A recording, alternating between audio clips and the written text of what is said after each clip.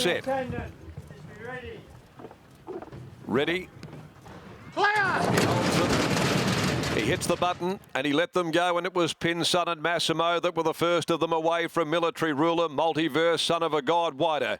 Windstorm's going to settle back a little better than midfield through the first 200, and then Mr. Genoa, Cryptic Love, Beautiful Mind, First Affair, and Strike Force, the roughie, immediately out the back, settles a clear last. Nearing the 800 now, and the pace got ramped up as Son of a God waltzed to the lead. It's Son of a God freewheeling, 2 in front. The other of the 3-year-olds, Massimo, back there in the clear. Stalking second, 2 lengths, Multiverse, followed over on the inside by Pin Sun.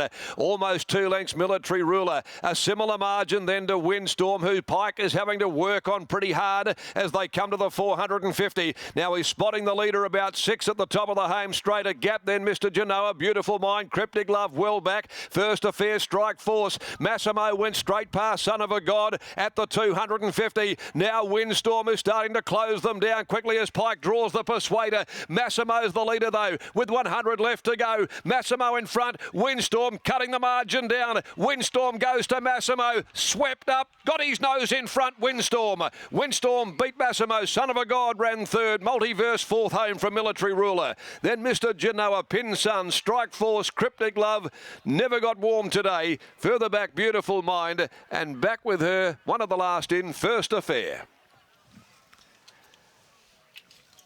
Been that kind of day. The faves haven't been handed their victories on a platter. Windstorm really did have to find there under the vigour of Pike to cut Massimo down. So it was the 3-year-olds, the trifecta of the race. Windstorm over Massimo, Son of a God, 10, 7 and 9. And he makes it win 5 from 6.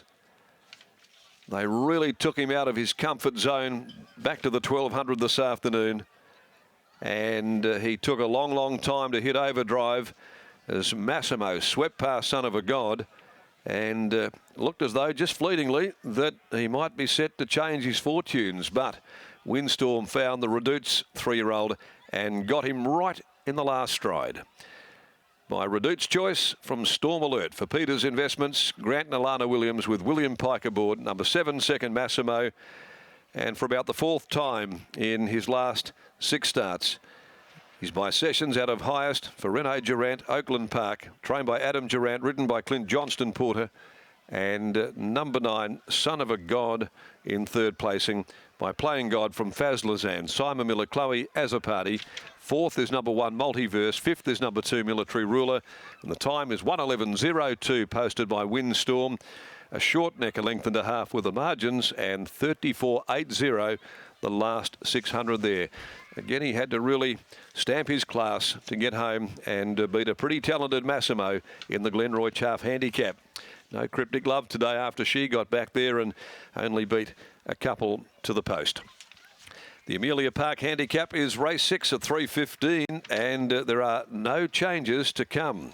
Pike will ride Inspirational Girl, who returns with the cerise and white once again as those colours make their way back to the winner's circle.